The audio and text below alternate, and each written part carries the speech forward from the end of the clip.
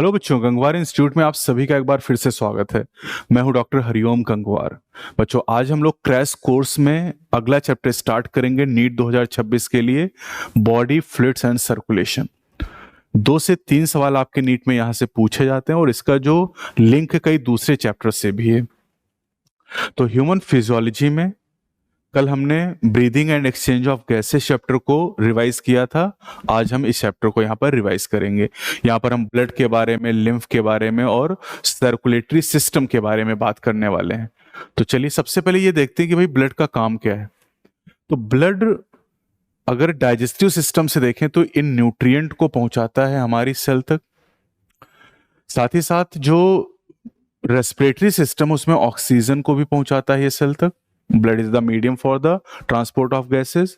और जब न्यूट्रिएंट का ऑक्सीडेशन होता है तो जो CO2 रिलीज होता है उस CO2 को ये वापस एल्वेलाई तक ले जाता है और फिर एक्सपिरेशन के द्वारा इसे बॉडी से बाहर रिलीज कर दिया जाता है। तो blood is the medium for the transport of nutrient and gases. हमारी बॉडी में 2 तरह के फ्लूइड हैं, एक ब्लड है और दूसरा लिम्फ है, और दोनों के बारे में हम लोग यहाँ पर पढ़ने वाले हैं। स्पॉन्जेस की बात करें तो स्पॉन्जेस में यही काम जो सराउंडिंग वाटर है वो करता है। सराउंडिंग वाटर आप जानते हो ऑस्टिया के द्वारा बॉडी कैविटी में आता है जिसे स्पॉन्जोसील कहा जाता है, और उसके बाद ऑस्कुलम से बॉडी के बाहर जाता है। और इस पाथवे को हम लोग वाटर ट्रांसपोर्ट सिस्टम कहते हैं या वाटर कैनाल सिस्टम कहते हैं। और इस कैनाल सिस्टम के थ्रू ही गैसेस का एक्सचेंज होता है और न्यूट्रिएंट बॉडी के अंदर आते हैं। निडेरियंस की अगर हम लोग बात करते हैं जैसे हाइड्रा, तो उसमें गैस्ट्रोवेस्कुलर कैविटी होती है और हाइपोस्टोम पे माउथ प्रेजेंट होता है। ब्लड एक स्पेशलाइज्ड कनेक्टिव टिश्यू है। 3 स्पेशलाइज्ड कनेक्टिव टिश्यू हमारी बॉडी के अंदर हैं, ब्लड, बोन एंड कार्टिलेज। और ये हमारी बॉडी का सबसे सॉफ्टेस्ट टिश्यू भी है।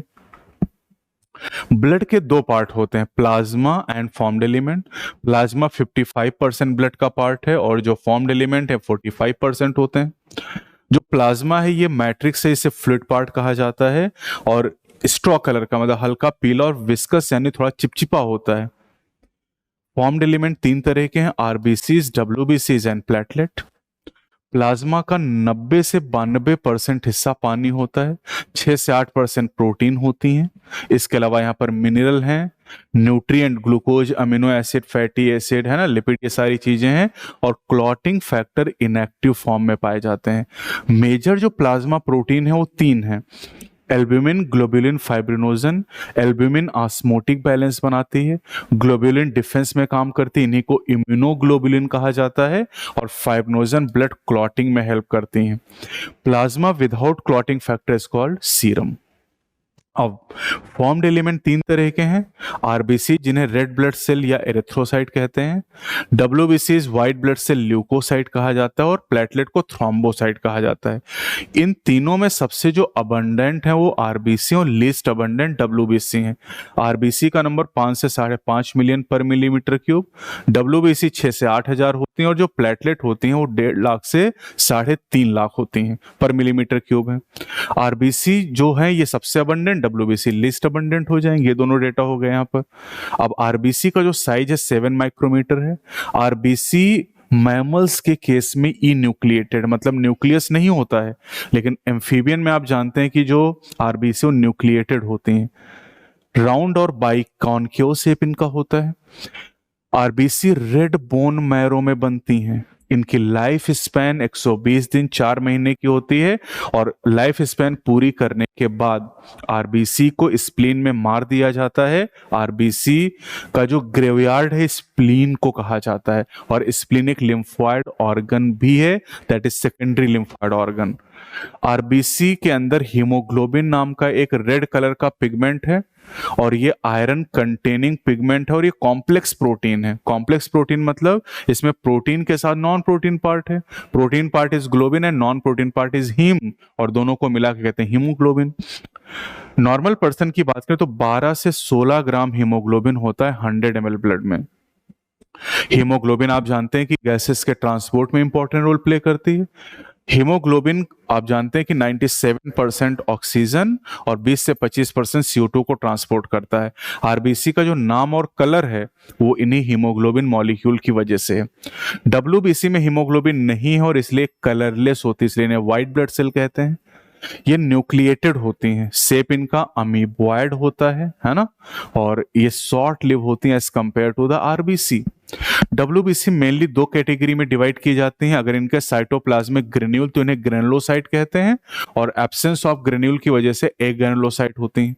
ग्रेनुलोसाइट तीन तरह की, बेसोफिल, इओसिनोफिल एंड न्यूट्रोफिल, और एक ग्रेनुलोसाइट मोनोसाइट और लिम्फोसाइट होती हैं। इन पांचों में अगर आप देखें तो बेसोफिल लीस्ट अबंडेंट डब्ल्यूबीसी हैं और न्यूट्रोफिल सबसे ज्यादा है। बेसोफिल 0.5 से 1% होती हैं सबसे कम, उसके बाद यूसिनोफिल 2 से 3% होती हैं, उसके बाद हम आते हैं मोनोसाइट पे 6 से 8%, लिम्फोसाइट 20 से 25% हो जाएंगी, और न्यूट्रोफिल होती है 60 से 65%। सबके काम आपको ध्यान रखने हैं, ठीक है।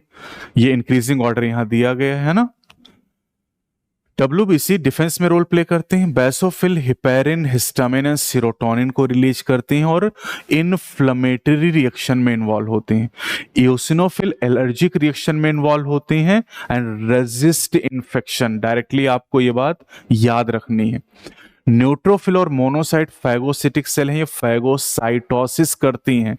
लिम्फोसाइट इम्यून रिस्पांस में इन्वॉल्व होती हैं, और लिम्फोसाइट दो तरह की हैं, B lymphocyte and T lymphocyte.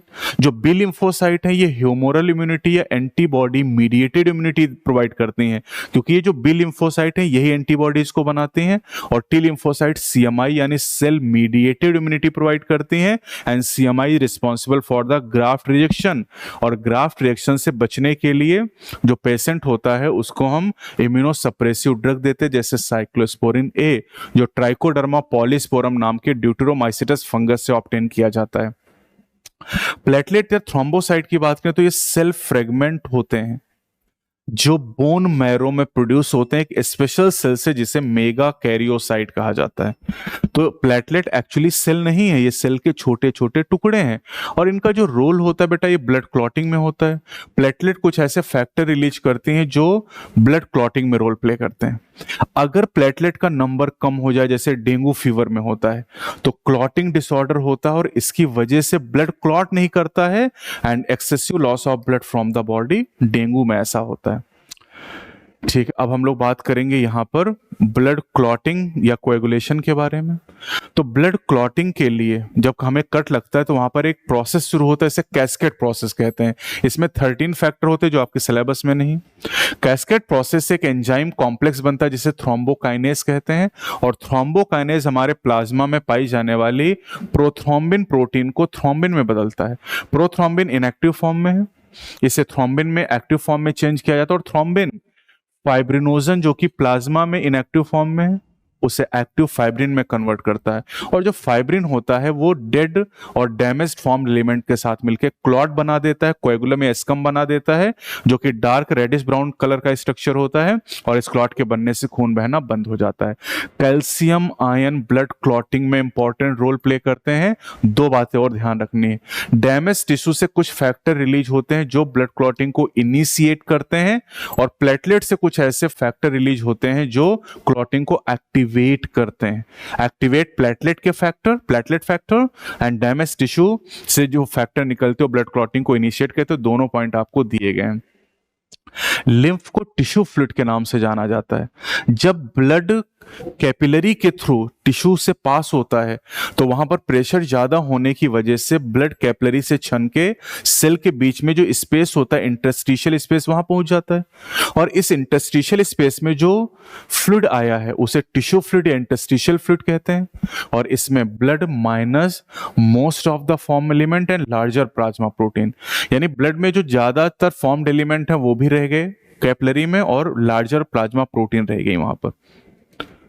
केवल लिम्फोसाइट जो होती हैं वो यहां पर आती हैं इस टिश्यू फ्लूइड के अंदर।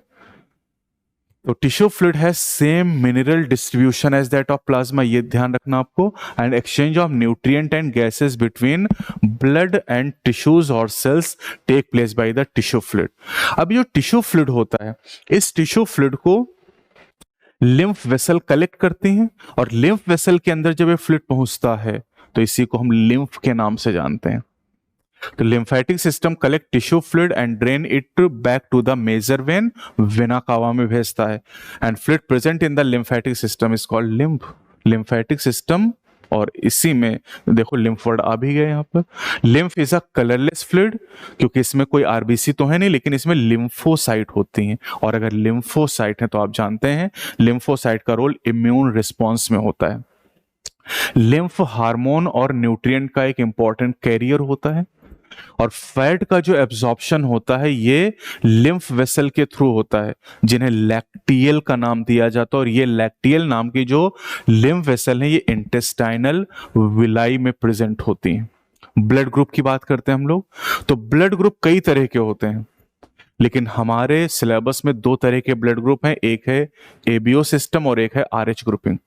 तो एबीओ ब्लड ग्रुपिंग की बात करें, कोई भी ब्लड ग्रुप हो वो एंटीजन के द्वारा डिफाइंड होता है। तो एबीओ ब्लड ग्रुपिंग बेस्ड है दो सरफेस एंटीजन के प्रेजेंस या एब्सेंस के आधार पे, और ये जो एंटीजन है ये आरबीसी की मेम्ब्रेन पर पाए जाते हैं। ठीक है, आरबीसी की मेम्ब्रेन पर दो एंटीजन, एक का नाम है ए एंटीजन, एक का नाम है बी एंटीजन। और ये जो एंटीजन है एक्चुअली शुगर है, जिन्हें वो आई जीन बनाता है। जेनेटिक्स में हमने पढ़ा है आई जीन के तीन एलील थे, आई ए, आई बी एंड स्मॉल आई। जो आई ए था ए एंटीजन या ए शुगर बनाता, और आई बी बी एंटीजन या बी शुगर बनाता है। स्मॉल आई जो एलील था वो कोई शुगर नहीं बनाता था। तो एंटीजन वो सब्सटेंस होते हैं जो इम्यून रिस्पॉन्स को इंड्यूस करते हैं, और एंटीजन के रिस्पॉन्स में जो प्रोटीन बनती हैं हमारे प्लाज्मा में उन्हें हम एंटीबॉडीज कहते हैं। बी लिम्फोसाइट एंटीबॉडीज को प्रोड्यूस करती हैं। ठीक, एबीओ सिस्टम में दो नेचुरल एंटीबॉडीज होती हैं, एक का नाम एंटी ए और एक का नाम एंटी बी है। तो एबीओ सिस्टम में दो एंटीजन होते हैं और दो एंटीबॉडी हैं, anti A and anti B. अब देखो, अगर आरबीसी की मेम्ब्रेन पर ए एंटीजन या ए शुगर है तो ब्लड ग्रुप ए हो जाएगा, बी एंटीजन है तो बी हो जाएगा, दोनों एंटीजन आरबीसी की मेम्ब्रेन पे आ गए तो ए बी ब्लड ग्रुप, और कोई भी एंटीजन नहीं तो जीरो ओ ब्लड ग्रुप। अब एंटीबॉडी देख लो, अगर ए ब्लड ग्रुप है तो antibody anti B, B blood group है तो एंटी ए बी पर्सन में कोई भी एंटीबॉडी नहीं है, और ओ ब्लड ग्रुप वाले पर्सन में दोनों एंटीबॉडी हैं, anti A and anti B. Blood transfusion में आपको क्या ध्यान रखना है कि ए एंटीजन के सामने एंटी ए एंटीबॉडी ना आए वरना क्लंपिंग हो जाएगी, और बी एंटीजन के सामने एंटी बी एंटीबॉडी ना आए, बस इतना ध्यान रखना है। तो ड्यूरिंग ब्लड ट्रांसफ्यूजन डोनर में आपको एंटीजन चेक करना है, और रेसिपिएंट की आपको एंटीबॉडी चेक करनी है। ठीक है, तो अब जैसे मान लो कि डोनर है कलुआ, और कलुआ का ब्लड ग्रुप ए है, और पुष्पा का ब्लड ग्रुप रेसिपिएंट है पुष्पा और ये बी है, तो क्या इसका खून दे सकते हैं? तो मैंने कहा डोनर में एंटीजन चेक करते हैं, डोनर में ए ब्लड ग्रुप मतलब ए एंटीजन, और रेसिपिएंट में एंटीबॉडी चेक करते हैं। तो बी ब्लड ग्रुप अगर है तो बी ब्लड ग्रुप में एंटी एंटीबॉडी, तो देखो ए के सामने एंटी आ गया, यानी ये खून नहीं चढ़ाया जा सकता। अब ओ अगर डोनर और ए बी रेसिपिएंट, तो ओ में O is the donor, donor में एंटीजन चेक करते कोई एंटीजन नहीं, और रेसिपिएंट में एंटीबॉडी चेक करते हैं, एंटीबॉडीज ए बी में कोई एंटीबॉडी नहीं, तो कोई एंटीजन नहीं कोई एंटीबॉडी नहीं, आराम से चढ़ा दो। तो इस आधार पे हम ये कह सकते हैं कि भैया जो ए ब्लड ग्रुप वाला पर्सन है ये ए को ब्लड दे सकता है और इसके अलावा ए बी को दे सकता है, बी वाला बी को दे सकता है और ए बी को दे सकता है, ओ वाला सबको दे सकता है, और ए बी वाला केवल ए बी को दे सकता है। तो ए बी किसी भी ब्लड ग्रुप से ब्लड ले सकता है, इसे यूनिवर्सल रेसिपिएंट कहते हैं, क्योंकि रेसिपिएंट में हम क्या देखते हैं एंटीबॉडी, और इसमें कोई एंटीबॉडी नहीं है। और ओ यूनिवर्सल डोनर है क्योंकि किसी को भी ब्लड दे सकता है, क्योंकि इसमें कोई एंटीजन नहीं, और डोनर में हम एंटीजन नहीं तो चेक करते हैं। तो person with O blood group is known as universal donor because it has no antigen, and person with AB blood group is called universal recipient because it has no antibodies. RH grouping, ये RH जो word है बेटा ये rhesus monkey से आया है। Rhesus monkey Macaca rhesus scientific name है। तो पहले बंदरों में पता चला इस ब्लड ग्रुप का, और बाद में पता चला कि 80% इंसानों में भी ये RH ग्रुपिंग होती है, मतलब RH एंटीजन होता है।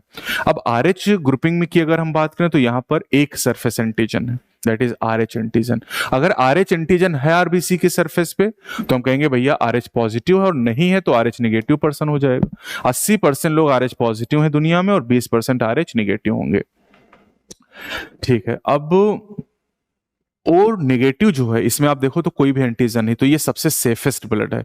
अगर एग्जाम में पूछा जाए कि भैया कोई एक्सीडेंट हो गया और डॉक्टर के पास टाइम नहीं कि वो चेक करे, तो फिर वो निगेटिव चढ़ा दो आप, कोई दिक्कत नहीं है, सेफ है। RH इनकॉम्पेटिबिलिटी या मिसमैचिंग का एक केस है, और ये केस तब होता है जब माँ RH नेगेटिव होती है और फीटस RH पॉजिटिव होता है, तब ऐसी समस्या होती है। इन कंडीशन में कोई दिक्कत नहीं है, दिक्कत तब है जब माँ RH नेगेटिव और फीटस RH पॉजिटिव हो। पहली प्रेगनेंसी के दौरान देखो दोनों का जो ब्लड हो प्लेसेंटा के द्वारा सेपरेट है। प्रेगनेंसी के दौरान कभी भी बच्चे का और माँ का ब्लड मिक्स नहीं होगा, लेकिन जब डिलीवरी होगी तो डिलीवरी के समय थोड़ा सा ब्लड मिक्स हो जाएगा, और थोड़ा सा ब्लड मिक्स होने की वजह से जो बच्चे का ब्लड माँ के अंदर जाएगा तो बच्चे का ब्लड RH पॉजिटिव है, यानी RH एंटीजन है, और RH एंटीजन होने की वजह से माँ के ब्लड में RH एंटीजन के खिलाफ RH एंटीबॉडी बन जाएंगी, और RH एंटीबॉडी यहाँ सेव हो जाएंगे माँ के ब्लड में। पहली प्रेगनेंसी में तो कोई दिक्कत नहीं हुई, लेकिन सेकंड प्रेगनेंसी के दौरान माँ में जो RH एंटीबॉडीज हैं, ये सेकंड प्रेगनेंसी के दौरान जो फीटस अगर RH पॉजिटिव है तो RH एंटीबॉडी प्लेसेंटा को लीक करके वहां से क्रॉस करके फीटस के अंदर जाएंगी और RH एंटीजन को डिस्ट्रॉय करना शुरू करेंगे RH एंटीबॉडी। और RH एंटीजन तो आरबीसी की मेम्ब्रेन पे है, तो आरबीसी फटने लगेंगी, इसे कहेंगे एरिथ्रोब्लास्टोसिस फिटाइलिस। और एरिथ्रोब्लास्टोसिस फिटाइलिस की वजह से सीवियर एनीमिया और जॉइंटिस फीटस को हो जाएगा, और ये जानलेवा भी हो सकता है। तो इस कंडीशन को हम अवॉइड कर सकते हैं। कैसे? इस कंडीशन को अवॉइड करने के लिए हम एक इंजेक्शन देंगे एंटी RH एंटीबॉडीज का। किसको देंगे? बच्चे को देंगे, ठीक है? नहीं, एंटी RH एंटीबॉडी का एक इंजेक्शन बच्चे को नहीं, मां को देंगे just after the delivery of the first child. पहले बच्चे के जन्म के तुरंत बाद मां को एंटी RH एंटीबॉडी का इंजेक्शन देंगे, ताकि मां के ब्लड में जो RH एंटीबॉडी बनी, इनके अगेंस्ट हम दे रहे हैं एंटी RH एंटीबॉडी, तो anti RH antibody RH antibody को खत्म कर देंगे, तो सेकंड प्रेगनेंसी में इस बच्चे को कोई समस्या नहीं होगी, हम एरिथ्रोब्लास्टोसिस फिटाइलिस से बचा सकते हैं। अब आते हैं सर्कुलेटरी पाथवे और ह्यूमन सर्कुलेटरी सिस्टम। तो सर्कुलेटरी पैटर्न दो तरीके के होते हैं, open type and close type. सीधे याद रखना, क्लोज टाइप में जो ब्लड है उसका फ्लो ब्लड वेसल के अंदर है, आर्टरी वेन और कैपिलरीज के अंदर, एनलेटा और कार्डेटा में आपको मिलेगा। एंड ओपन टाइप में ब्लड ओपन स्पेसेस यानी साइनसेस में बहता है, और ऑर्गन सीधे यहां पर भीगते रहते हैं, नहाते रहते हैं। आर्थ्रोपोडा, मोलस्का और हेमिकॉर्डेटा में आपको मिलेगा। ओपन टाइप में जो हार्ट है ये लार्ज वेसल के द्वारा ओपन स्पेसेस या साइनसेस में जाएगा। क्लोज टाइप में ब्लड वेसल के अंदर सर्कुलेट करेगा, और यहां पर जो ब्लड का फ्लो है वो अच्छी तरीके से हम रेगुलेट कर सकते हैं, और इसलिए ये ज्यादा बढ़िया तरीका है क्लोज्ड वाला। सर्कुलेटरी पाथवे वर्टिब्रेट में अगर हम देखें तो तीन तरह का है, single circulation, incomplete double circulation, double circulation. Fishes में दो चैम्बर का हार्ट है, एक एट्रियम एक वेंट्रिकल। एम्फीबियन और रेप्टाइल में एक्सेप्ट क्रोकोडाइल 3 चैम्बर का हार्ट है, 2 atria 1 ventricle. And crocodile, bird और मैमल में 4 चैम्बर का हार्ट है, 2 एट्रिया 2 वेंट्रिकल। तो अगर हम फिशेस की बात करें तो इनमें सिंगल सर्कुलेशन होता है 2 चैम्बर हार्ट में। कैसे? देखिए, एक एट्रियम और एक वेंट्रिकल। जो एट्रियम होगा बेटा, एट्रियम बॉडी टिश्यू से ब्लड को रिसीव करता है, डीऑक्सीजनेटेड ब्लड। फिर एट्रियम से डीऑक्सीजनेटेड ब्लड वेंट्रिकल में गया, और वेंट्रिकल से डीऑक्सीजनेटेड ब्लड गिल को गया। गिल पेयर्ड होते हैं, आप जानते हैं फिशेज में। कॉन्डिक थिस है तो 5 से 7 पेयर, ऑस्टिक थिस में 4 पेयर। तो गिल ब्लड को ऑक्सीजनेट करता है, और ऑक्सीजनेटेड ब्लड बॉडी टिश्यू को जा रहा है। This is single circulation. यहां पर आप देखो तो बॉडी टिश्यू तक ब्लड पहुंचने के लिए हार्ट से एक बार पास हो रहा है, पहली चीज। दूसरी बात, हार्ट में केवल और केवल इम्प्योर यानी डीऑक्सीजनेटेड ब्लड है। इनकम्प्लीट डबल सर्कुलेशन एम्फीबियन में, रेप्टाइल में एक्सेप्ट क्रोकोडाइल। तो यहां पर राइट एट्रियम, लेफ्ट एट्रियम और सिंगल वेंट्रिकल है यहां पर। तो बॉडी टिश्यू से डीऑक्सीजनेटेड ब्लड राइट एट्रियम में आया, और गिल से, स्किन से या लंग्स से ऑक्सीजनेटेड ब्लड लेफ्ट एट्रियम में आया। और फिर चूंकि वेंट्रिकल एक ही है तो दोनों एट्रिया का ब्लड वेंट्रिकल में मिक्स हो गया, और मिक्स ब्लड को जो ऑक्सीजनेशन करने वाले ऑर्गन उनको भी दिया गया, और बॉडी टिश्यूज को भी दिया गया। यानी एम्फीबियन और रेप्टाइल के हार्ट में डीऑक्सीजनेटेड ब्लड भी है, ऑक्सीजनेटेड भी है, और मिक्स ब्लड भी है। डबल सर्कुलेशन ये मिलेगा क्रोकोडाइल, बर्ड और मैमल में। जहां पर आप देख सकते हैं कि दो एट्रिया हैं और दो वेंट्रिकल हैं। राइट एट्रियम से ब्लड देखो राइट वेंट्रिकल में गया। अब राइट वेंट्रिकल से कहानी शुरू करिएगा, ठीक है। राइट वेंट्रिकल से डीऑक्सीजनेटेड ब्लड लंग्स को जाता है, लंग्स से ऑक्सीजनेटेड ब्लड पल्मोनरी वेन के द्वारा लेफ्ट एट्रियम में आता है। तो राइट वेंट्रिकल से लेफ्ट एट्रियम तक का जो सर्कुलेशन है, इसमें लंग्स का इन्वॉल्वमेंट, इसलिए इसे पल्मोनरी सर्कुलेशन कहते हैं। अब लेफ्ट वेंट्रिकल, लेफ्ट एट्रियम से ब्लड लेफ्ट वेंट्रिकल में गया। अब लेफ्ट वेंट्रिकल से ऑक्सीजनेटेड ब्लड बॉडी टिश्यू को गया, बॉडी टिश्यू से डीऑक्सीजनेटेड ब्लड राइट एट्रियम को पहुंचा। तो लेफ्ट वेंट्रिकल से राइट एट्रियम तक का जो सर्कुलेशन है, इसमें बॉडी के सिस्टम आए, टिश्यू आए, इसलिए इसे सिस्टमिक सर्कुलेशन कहते हैं। तो चूंकि यहां दो सेपरेट पाथवे हैं, एक पल्मोनरी सर्कुलेशन, दूसरा सिस्टमिक सर्कुलेशन, और इसीलिए हम लोग इसे कहते हैं डबल सर्कुलेशन। हम लोगों में भी यही पाया जाता है। तो ह्यूमन फिजियोलॉजी पढ़ रहे हैं, इसलिए अब हम ह्यूमन सर्कुलेटरी सिस्टम की बात करेंगे। पिछले लेक्चर में हमने देखा कि हमारा जो रेस्पिरेटरी सिस्टम, उसके दो पार्ट हैं, conducting part and exchange part. हमारा जो सर्कुलेटरी सिस्टम, इसके तीन पार्ट हैं, heart, blood and blood vessel. तो ब्लड तो हम पढ़ के ही आ रहे हैं, जस्ट ब्लड वेसल आगे पढ़ेंगे, हार्ट हम पढ़ने जा रहे हैं। तो हमारा जो हार्ट है वो मेसोडर्मल ओरिजिन का होता है, साइज इसका मुट्ठी के बराबर, क्लेंस्ड फिस्ट।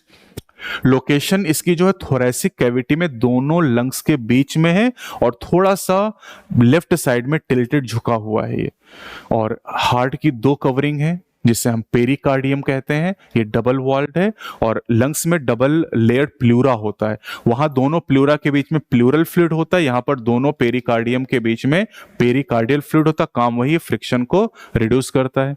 हमारे हार्ट में 4 चैम्बर हैं, दो अपर एट्रिया, दो लोअर वेंट्रिकल। एट्रिया अपर और स्मॉलर है, वेंट्रिकल लार्जर और लोअर होते हैं। अब एट्रिया दो है तो राइट और लेफ्ट हो जाएंगे, और वेंट्रिकल राइट और लेफ्ट हो जाएंगे। देखो यहां पर राइट एट्रियम और लेफ्ट एट्रियम के बीच में जो दीवार है, उसे कहते हैं इंटर एट्रियल सेप्टम, जो कि थिन है, ठीक है। दोनों वेंट्रिकल को अलग करने वाली जो दीवार है, उसे इंटर वेंट्रिकुलर सेप्टम कहते हैं, और ये थिक होती है। और फिर एट्रिया और वेंट्रिकल को अलग करने वाली जो दीवार है, इसे एट्रियो वेंट्रिकुलर सेप्टम कहते हैं, ये थिक होती है। अब ये जो एट्रियो वेंट्रिकुलर सेप्टम होता है, इस सेप्टम में वाल्व प्रेजेंट होते हैं, है ना। अगर हम राइट एट्रियम और राइट वेंट्रिकल की बात करें, तो इनके बीच में ट्राइकस्पिड वाल्व है, और लेफ्ट एट्रियम और लेफ्ट वेंट्रिकल के बीच में बाइकस्पिड या मिट्रल वाल्व पाए जाते हैं। इन ट्राइकस्पिड और बाइकस्पिड वाल्व को एक साथ मिला के एट्रियो वेंट्रिकुलर वाल्व या एवी वाल्व कहा जाता है, ठीक है। अब देखो, जो राइट एट्रियम है, इसमें वेना केवा ओपन हो रही है, लेफ्ट एट्रियम में पल्मोनरी वेन। राइट वेंट्रिकल से पल्मोनरी आर्टरी ब्लड लंग्स को ले जाती है, और लेफ्ट वेंट्रिकल से अरोटा जो ब्लड बॉडी टिश्यू को ले जाता है। तो अब यहां पर राइट वेंट्रिकल और पल्मोनरी आर्टरी के बीच, और लेफ्ट वेंट्रिकल और अरोटा के बीच भी वाल्व है, जिन्हें सेमी लूनर या एसएल वाल्व कहा जाता है। और एट्रिया और वेंट्रिकल के बीच एवी वॉल्व यानी एट्रियो वेंट्रिकुलर वॉल्व है। इधर राइट साइड ट्राइकस्पिड और लेफ्ट साइड बाइकस्पिड या मिट्रल वॉल्व पाए जाएंगे। हार्ट में जो वाल्व होते हैं, ये ब्लड को केवल एक डायरेक्शन में फ्लो होने देते हैं, किधर से किधर, एट्रिया से वेंट्रिकल की तरफ एवी वाल्व, और वेंट्रिकल से पल्मोनरी आर्टरी या अरोटा की तरफ सेमिलूनर वाल्व, ठीक है। ये जो वाल्व होते हैं, ये बैकवर्ड फ्लो को प्रिवेंट करते हैं। बैकवर्ड मतलब उल्टी डायरेक्शन में ब्लड को नहीं जाने देंगे, यानी ब्लड वेंट्रिकल से एट्रिया में नहीं जा पाएगा, और इधर पल्मोनरी आर्टरी और अरोटा से वेंट्रिकल में वापस नहीं आ पाएगा। यूनिडायरेक्शनल होते हैं वाल्व। अब यहां देखो तो जो एट्रिया की वॉल है, उसकी थिकनेस कम है, और वेंट्रिकल की वॉल की थिकनेस ज्यादा है, और लेफ्ट वेंट्रिकल की जो वॉल दिखाई दे रही है, वो सबसे ज्यादा थिक है। तो हमारा जो हार्ट है वो कार्डियक मसल से बना हुआ है, और वेंट्रिकल की वॉल की थिकनेस एट्रिया से ज्यादा है। नोडल टिश्यू भी एक यहाँ टॉपिक दिया गया। नोडल टिश्यू है क्या? This is a cardiac muscle, जो पूरे हार्ट में डिस्ट्रीब्यूटेड है। नोडल टिश्यू के 5 पार्ट होते हैं, एक एसए नोड, साइनोएट्रियल नोड, दूसरा एवी नोड, एट्रियोवेंट्रिकुलर नोड, फिर एवी बंडल है, right and left bundle and परकिंजे fibre. Right and left bundle और परकिंजे फाइबर को मिला के बंडल ऑफ हिस कहते हैं। लोकेशन ध्यान रखिएगा, एसए नोड की जो लोकेशन है right upper corner of right atrium, AV node की location lower left corner of the right atrium, और ये जो एसए नोड है ये पांचों पार्ट पहले आप समझ लीजिए कि जो 5 पार्ट हैं पांचों एक्शन पोटेंशियल को जनरेट कर सकते हैं। और चूंकि नोडल मसल, नोडल टिश्यू बिना किसी एक्सटर्नल स्टिमुलस के एक्शन पोटेंशियल को जनरेट करता है, इसीलिए हमारा हार्ट ऑटो एक्साइटेबल और मायोजेनिक नेचर है। पांचों पार्ट एक्शन पोटेंशियल को जनरेट करते हैं, लेकिन सबसे ज्यादा जो एक्शन पोटेंशियल है वो एसए नोड जनरेट करता है, और इसीलिए इसे पेस मेकर कहा जाता है। एसए नोड 70 से 75 एक्शन पोटेंशियल 1 मिनट में जनरेट करता है, एवरेज 72 बार। और जितनी बार एक्शन पोटेंशियल जनरेट करता है उतनी ही बार हमारा हार्ट बीट करता है। यानी जो एवरेज हार्ट रेट है वो 70 से 75 टाइम पर मिनट, और नहीं 70 से 75 है, और एवरेज 72 बीट पर मिनट हो जाएगा। और जो हार्ट बीट का रेट है उसी को हम हार्ट रेट कहते हैं। यानी ह्यूमन का जो हार्ट रेट है वो 72 बीट पर मिनट एवरेज है। वैसे 70 से 75 टाइम पर मिनट है, और अगर आप याद करें breathing rate 12 to 16 time per minute होता है। तो heart rate is the number of beat per minute. SA node heart beat को इनिशिएट करता है, मेंटेन करता है, और इसीलिए एसए नोड को पेस मेकर कहते हैं या हार्ट ऑफ हार्ट कहा जाता है। अब बात करते हैं ईसीजी के बारे में। तो ईसीजी में दो बातें ध्यान रखने की। जो मशीन है, मशीन का नाम ग्राफ है, इलेक्ट्रोकार्डियोग्राफ। और जो रिकॉर्डिंग करते हैं, जो रिकॉर्डिंग आती है ना इस तरीके से, ऐसे ऐसे रिकॉर्डिंग आती है, उसे हम इलेक्ट्रोकार्डियोग्राम कहते हैं। दिमाग लगाओगे तो गड़बड़ हो जाएगा। तो ये जो रिकॉर्डिंग दिखाई दे रही है दिस इज इलेक्ट्रोकार्डियोग्राम। ग्राफ जो बना वो ग्राम है। और ये एक स्टैंडर्ड ईसीजी आपको दिखाई गई जिसमें 5 लेटर होते हैं, PQRST। और इन 5 लेटर को 3 कंपोनेंट में हम डिवाइड कर लेते हैं। ठीक है, ईसीजी है क्या? ईसीजी ग्राफिकल रिप्रेजेंटेशन है। किसका? Electrical activity of heart. हमारे हार्ट में एक कार्डियक साइकिल के दौरान जो इलेक्ट्रिकल एक्टिविटी होती है उसी को हम लोग ईसीजी कहते हैं। ईसीजी ये देखो यहां मशीन से ईसीजी हम लोग ले रहे हैं। स्टैंडर्ड ईसीजी को लेने के लिए 3 इलेक्ट्रिकल लीड का यूज करते हैं। 2 लीड हम लोग लगाते हैं रिस्ट में, एक लेफ्ट में एक राइट रिस्ट में, और एक लगाते हैं लेफ्ट एंकल यानी बाएं पैर की एड़ी में। 3 लीड यूज करते हैं। अगर डिटेल इवेल्युएशन करना है तो मल्टीपल लीड यूज करते हैं, चेस्ट रीजन में, सीने में लगा देते हैं।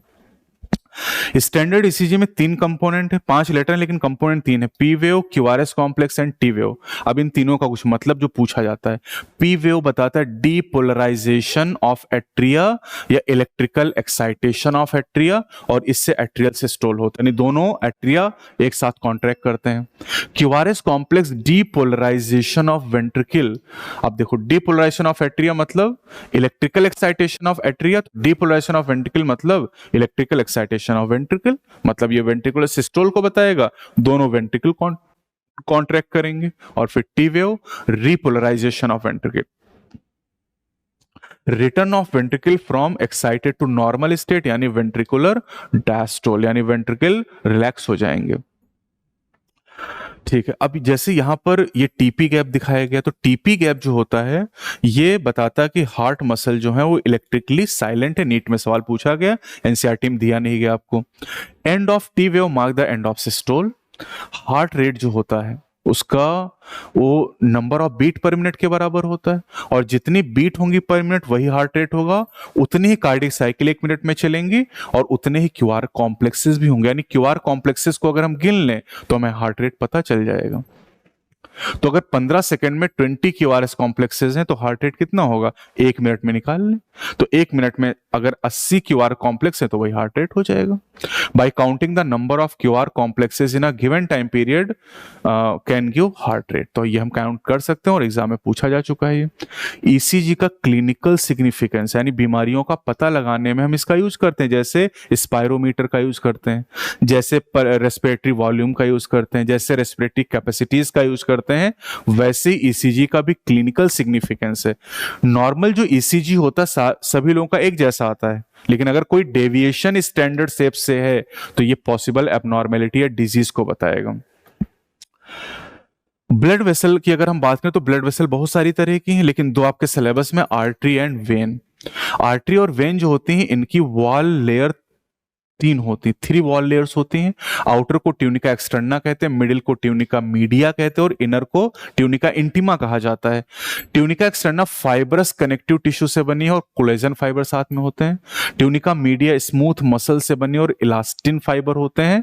और ट्यूनिका इंटीमा स्क्वेमस एपिथेलियम से बनी जिसे एंडोथेलियम कहते हैं। अब ये आर्टरी और वेन दोनों का डायग्राम है, दोनों में बस अंतर होता है ट्यूनिका मीडिया मिडिल लेयर में और ल्यूमेन में अंतर होता है। देखो आर्टरी की बात करें तो ट्यूनिका मीडिया यहां पर थिक है तो ल्यूमेन नैरो हो गए।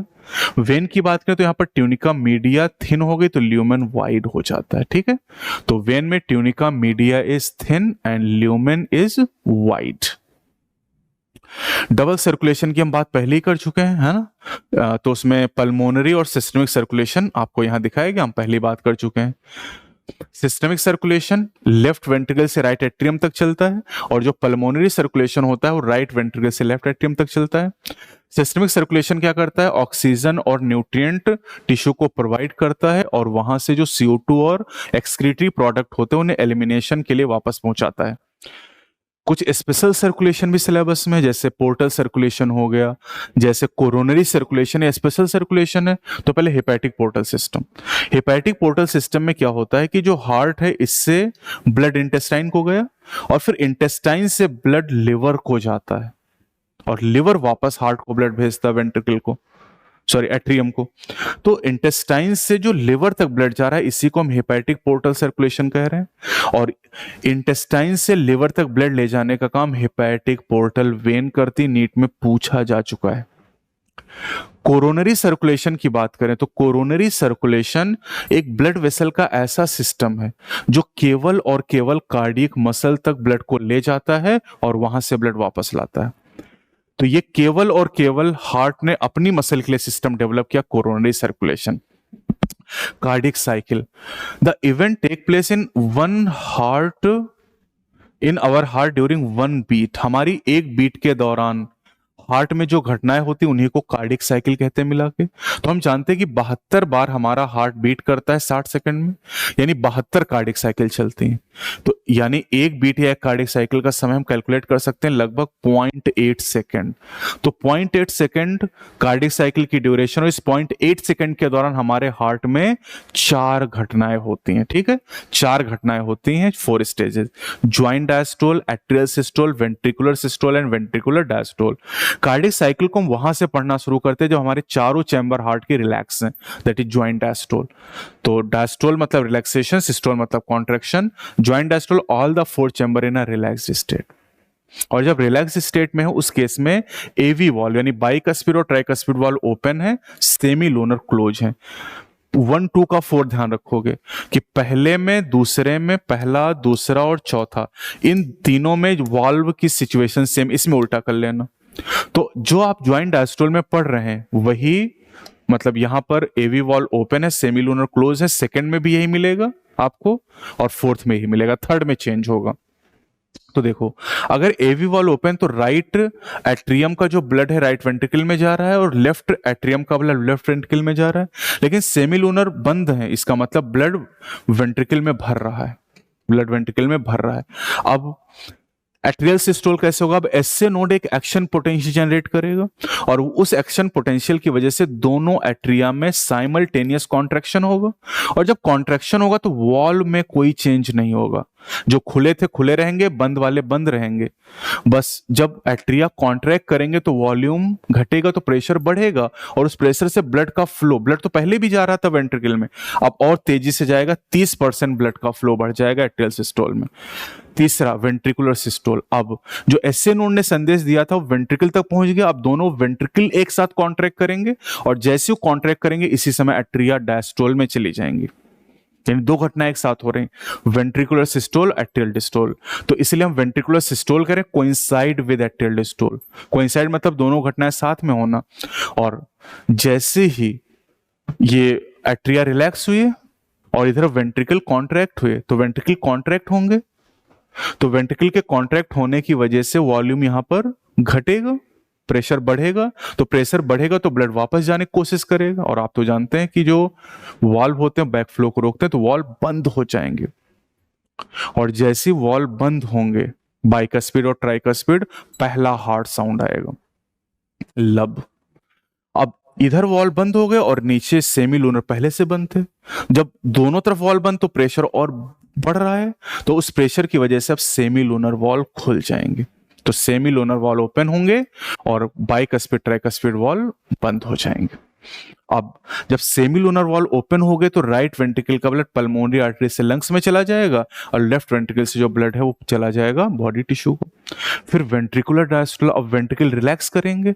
जब वेंट्रिकल रिलैक्स करेंगे तो वेंट्रिकल के अंदर का जो वॉल्यूम है बढ़ेगा तो प्रेशर घटेगा, प्रेशर घटेगा तो यहां से आर्टरी और अरोटा से ब्लड वापस आने की कोशिश करेगा, लेकिन वापस तो आएगा नहीं क्योंकि वॉल बंद हो जाएंगे। जैसे सेमी लूनर वॉल बंद होंगे दूसरा डब साउंड प्रोड्यूस होगा, सेकेंड हार्ट साउंड। और अब यहां पर वेंट्रिकल रिलैक्स और एट्रिया पहले रिलैक्स हो चुके थे। अब जो ब्लड इधर से आ रहा पल्मोनरी वेन और वेना केवा से, उस ब्लड के प्रेशर की वजह से बाइकस्पिड ट्राइकस्पिड वॉल खुल जाएंगे और सेमी लूनर बंद हो चुके हैं और चारों चैम्बर रिलैक्स में फिर से हम ज्वाइंट डायस्टोल में आ गए। तो एक एक्शन पोटेंशियल, एक हार्ट बीट, एक कार्डियक साइकिल और एक साइकिल के दौरान दो साउंड प्रोड्यूस होंगे। पहला साउंड लब है, दूसरा डब है। Lub is due to closure of AV valve and dub is due to closure of semilunar valve. कभी भी साउंड वॉल्व की ओपनिंग से सुनाई नहीं देगा, क्लोजिंग से सुनाई देगा। आसान है, देखो एस का मतलब एस सेकंड और एस ये देखो सेमी लूनर, तो गलती भी नहीं होगी कि सेकंड साउंड तब आएगा जब सेमी लूनर बंद होगा, एस एस। और यहां डब, डब मतलब दूसरा और सेकंड मतलब दूसरा, तो ये देखो ये भी कभी गलत नहीं होगा आपका। स्टेथोस्कोप वो इंस्ट्रूमेंट है जिसके द्वारा हम हार्ट साउंड को सुन सकते हैं और स्टेथोस्कोप का भी क्लिनिकल सिग्निफिकेंस है। किसी भी डॉक्टर के पास आप जानते हैं आला लगा के चेक करता है कि भैया दिल की धड़कन कैसी चल रही तुम्हारी। एक कार्डिक साइकिल के दौरान, एक बीट के दौरान एक वेंट्रिकल जितना ब्लड पंप करता है उसे हम स्ट्रोक वॉल्यूम या बीट वॉल्यूम कहते हैं, और ये 70 ml होता है। यानी लेफ्ट वेंट्रिकल को अगर आप देखें तो एक हार्ट बीट के दौरान लेफ्ट वेंट्रिकल अरोटा में 70 ml ब्लड भेजेगा और जो राइट वेंट्रिकल पल्मोनरी आर्टरी में 70 ml ब्लड भेजेगा। That is called stroke volume और beat volume, and stroke volume multiplied with heart rate is called cardiac output.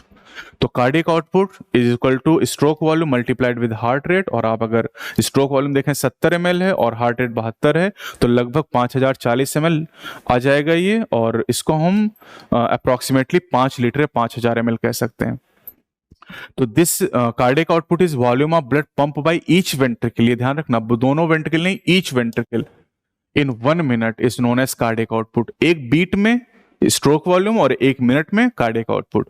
और हम अपने कार्डियक आउटपुट को चेंज कर सकते हैं क्योंकि हमारा जो हार्ट रेट और स्ट्रोक वॉल्यूम दोनों वेरिएबल हैं, तो इसका मतलब कि जो हमारा कार्डियक आउटपुट है वो भी वेरिएबल है। और एक एथलीट का जो कार्डियक आउटपुट होता है वो एक ऑर्डिनरी पर्सन की तुलना में काफी ज्यादा होता है। आखिरी 2 टॉपिक, रेगुलेशन एंड डिसऑर्डर। तो चलिए, रेगुलेशन ऑफ कार्डियक एक्टिविटी।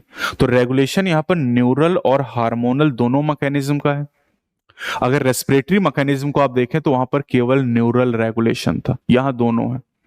तो normal activities of heart are intrinsically regulated, that is auto regulated by nodal tissue. Nodal tissue एक स्पेशलाइज्ड मसल है और इसीलिए चूंकि मसल नॉर्मल एक्टिविटी को रेगुलेट करा, मसल की स्टडीज मायोलॉजी, और इसीलिए हमारा हार्ट मायोजेनिक है। अगर न्यूरल सिस्टम कंट्रोल करता तो उसे न्यूरोजेनिक कहते हैं। न्यूरल मैकेनिज्म में ब्रेन में हमारे एक रीजन है मेडुला ऑब्लोंगेटा, जहां पर हमने पढ़ा था आरआरसी है, कीमोसेंसिटिव एरिया है, उसी मेडुला की बात करें तो मेडुला ऑब्लोंगेटा में कार्डियोवैस्कुलर सेंटर सीवीसी है, और ये कार्डियोवैस्कुलर सेंटर जो है ये हमारे कार्डियक फंक्शन को मॉडरेट करता है ऑटोनॉमिक नर्वस सिस्टम के द्वारा। अभी न्यूरल सिस्टम पढ़ेंगे आगे चल के। तो एएनएस जो होता है इसके 2 कंपोनेंट होते हैं, सिंपैथेटिक एंड पैरासिम्पैथेटिक। दोनों अपोजिट एक्शन करते हैं, एंटागोनिस्टिक, जैसे gibberellic acid antagonistic to the abscisic acid, ये भी एंटागोनिस्टिक होते हैं। सिंपैथेटिक हार्ट रेट को बढ़ाता है, स्ट्रेंथ ऑफ वेंट्रिकुलर कॉन्ट्रैक्शन को बढ़ाता है जिससे स्ट्रोक वॉल्यूम या बीट वॉल्यूम बढ़ता है और इससे कार्डियक आउटपुट बढ़ जाता है। पैरासिम्पैथेटिक तीनों उल्टा कर रहा है, decrease heart rate, decrease in the speed of conduction of action potential जिससे हार्ट रेट कम हो जाएगा, and decrease in cardiac output. Hormonal mechanism में बात करें तो एड्रिनल मेडुला से एड्रिनलिन और नॉर एड्रिनलिन दो हार्मोन निकलते हैं जिनको मिला के कैटेकोलामिन्स कहते हैं, और इन दोनों हार्मोन का फंक्शन सेम है तो इसे सिनर्जिस्टिक कहेंगे। Adrenal medullary hormone heart rate को बढ़ाते हैं जिससे कार्डियक आउटपुट भी बढ़ जाता है।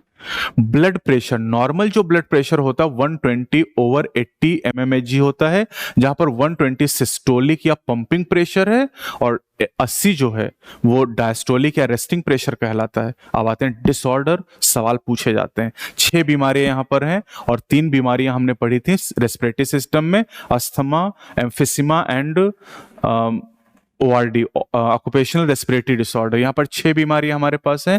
पहला हाइपरटेंशन है और हाई ब्लड प्रेशर। अगर किसी पर्सन का ब्लड प्रेशर रिपीटेड चेक किया गया कई बार और वो 140/90 या इससे ज्यादा आ रहा है, that is hypertension. Hypertension vital organ को अफेक्ट करता है, हार्ट, ब्रेन एंड किडनी को। This is coronary artery disease, atherosclerosis भी कहते हैं। इसमें हार्ट की मसल को जो ब्लड ले जाती कोरोनरी आर्टरी ले जाती, और कोरोनरी आर्टरी के ल्यूमेन में अगर डिपॉजिट हो रहा है कैल्शियम, फैट, कोलेस्ट्रॉल और फाइब्रस टिश्यू तो ल्यूमेन नैरो हो जाएगा, और ल्यूमेन के नैरो होने की वजह से हार्ट की मसल को पर्याप्त ब्लड पहुंच नहीं पाएगा। तो deposition make lumen of arteries narrower. Angina और angina pectoris, this is acute chest pain, अचानक सीने में दर्द हुआ, जैसे कहते हैं ना emphysema is a chronic disorder, this is acute, अचानक। और ऐसा कब होता है? When no enough oxygen reaching the heart muscle, हमारी मसल को, हार्ट मसल को अगर पर्याप्त ऑक्सीजन नहीं मिल पाती। Angina can occur in any age, लेकिन ये कॉमन है middle age and elderly person. Middle age मतलब 40 से 60 साल और एल्डरली मतलब 60+ अगर कोई। हार्ट रेट, MI भी कहते हैं, myocardial infarction, when heart muscle are suddenly damage due to inadequate blood supply. और इसका रीजन कैड हो सकता है heart failure. Heart is not pumping blood effectively to meet the needs of body, यानी heart उतना ब्लड पंप नहीं कर पा रहा है जितना बॉडी को जरूरत है, that is heart failure. And main symptom is congestion in the lungs, और इसीलिए इसे कंजेसिव हार्ट फेलियर भी कहा जाता है। And last is cardiac arrest, heart stop beating. तो कार्डियक अरेस्ट, हार्ट फेलियर और हार्ट अटैक तीनों अलग अलग बातें हैं। यहां पर इनएडिक्वेट ब्लड सप्लाई की वजह से हार्ट मसल सडनली डैमेज हो रही हैं, यहां पर हार्ट बॉडी की जरूरत का ब्लड पंप नहीं कर पा रहा है, और यहां पर हार्ट बीट करना बंद कर दे रहा है, और इसके बाद पर्सन की डेथ हो जाती है। तो ये हमारा टॉपिक हो गया body fluids and circulation. 6 chapter human physio में है, 2 कंप्लीट हो चुके हैं। अगला जो चैप्टर हमारे पास है that is excretory product and there elimination, तो उसके बारे में हम बात करेंगे। और सवाल 2-2, 3-3 हर चैप्टर से यहाँ पर पूछे जाते हैं, तो और आसान से टॉपिक है, कोई बहुत कठिन टॉपिक नहीं है। भाई प्लांट फिजियो में तो थोड़ी समस्या लगती है क्योंकि वहाँ Krebs cycle, Calvin cycle, Hatch Slack pathway, glycolysis के सारे स्टेप है ना, क्रेब्स साइकिल के ETS के सारे कंपोनेंट याद करने होते हैं। यहाँ तो बहुत सीधी सी बात है, और कम टाइम में वो कोशिश कर रहे हैं कि जो सवाल आपको एग्जाम में ज्यादा पूछे जाते हैं, ज्यादा पूछे गए हैं, उन्हीं को हम रिवाइज करने की कोशिश करते हैं। तो वीडियो कैसी लगी कमेंट सेक्शन बताइएगा। चैनल पे नए तो चैनल को सब्सक्राइब करें, वीडियो को लाइक और शेयर करना बिल्कुल भी ना भूलें। अगले वीडियो में फिर से मिलेंगे। जय हिंद, जय भारत।